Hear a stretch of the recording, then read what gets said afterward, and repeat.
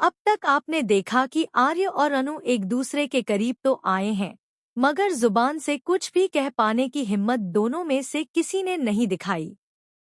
दोनों की आंखों में प्यार तो है, लेकिन उन आंखों में छिपी बेचैनी को समझना हर किसी के बस की बात नहीं।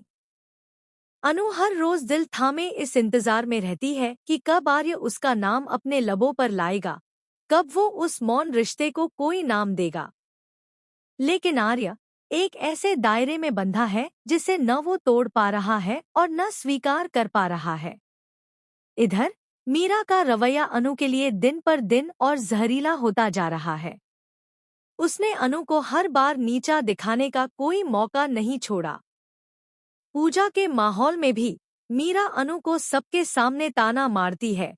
कुछ लड़कियां कभी उस जगह की हकदार नहीं होती जहां वो खुद को देखना चाहती हैं। अनु चुपचाप सब सुनती रहती है, लेकिन उसके भीतर कुछ टूटने लगता है। वो मुस्कुरा कर सब छुपा लेती है, लेकिन उसकी आंखें वो दर्द नहीं छुपा पाती। और तभी कहानी में एक बड़ा मोड़ आता है। शिंद दौड़ता हुआ आता है और आर्य को बताता है कि एक जरूरी मामला सामने आया है जिसे तुरंत देखना होगा। आर्य बिना समय गंवाए शिंद के साथ निकल जाता है।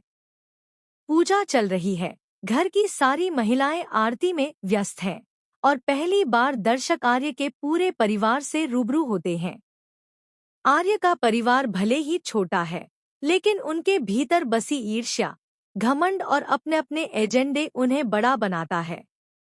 आर्य की भाभी, जो हर समय उस पर अपनी निगाह रखती है, चाहती है कि आर्य परिवार के नाम और इज्जत को ध्यान में रखते हुए किसी उच्च कुल की लड़की से विवाह करे। लेकिन आर्य का दिल तो कब का अनु के नाम हो चुका है। इधर अनु के मन में उथल-पुथल शुरू हो चुकी है। एक तरफ उसका दिल आर्य की ओर खिंचा चला जाता है और दूसरी ओर वो उन संकेतों से परेशान है जो उसे आर्य के अतीत की ओर इशारा करते हैं। उसे अचानक कुछ ऐसी बातें पता चलती हैं जिससे वो सोचने लगती है, क्या आर्य पहले से शादीशुदा है? अगर हाँ, तो उसकी पत्नी कौन है? और अगर नहीं, तो क्या कोई ऐसी वजह है जो उसे मेरे करीब आने से रोक रही है? अनु की बेचैनी बढ़ती जा रही है। वो आखिरकार तय कर लेती है कि अब और नहीं, अब वो आर्य से सब कुछ पूछेगी। जब आर्य वापस आता है, तो अनु उसकी ओर देखते हुए पूछती है, क्या आप किसी और से प्यार करते हैं? क्या आपके जीवन में कोई और है? आर्य उसकी आंखों में देखता है, लेकिन जवाब नहीं दे पाता।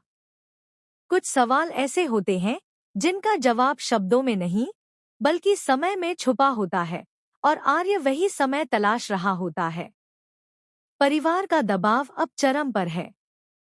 उसके बड़े बूढ़े कहते हैं, अब बहुत हो गया आर्य, तुम्हारी उम्र निकलती जा रही है।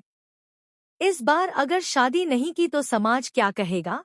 मीरा और आर्य की भाभी जानबूझकर ऐसी लड़कियों के नाम सुझाती हैं जो समाज में काबिल समझी जाती हैं, लेकिन आर्य साफ मना कर देता है। फिर आता है कहानी का वो मोड़ जिसे देखकर दर्शकों की सांसें थम जाएंगी। पूजा के आखिरी दिन, जब आरती चल रही होती है, तब आर्य गुस्से और प्यार के तूफान में बहते हुए सीधा अनु के पास आता है। उसकी आंखों में गहराई से देखता है और सबके सामने, पूरे परिवार के सामने, उसके माथे पर सिंदूर भर देता है। पूरा हॉल सन्नाटा बन जाता है। सबके चेहरे पर अविश्वास है। भाभी की आंखों में आग है, मीरा की जुबान तालू से चिपक गई है, और अनु, वो तो खुद इस सब के लिए तैयार नहीं थी। उसके चेहरे पर एक अजीब सा मिश्रण होता है, हैरानी, डर और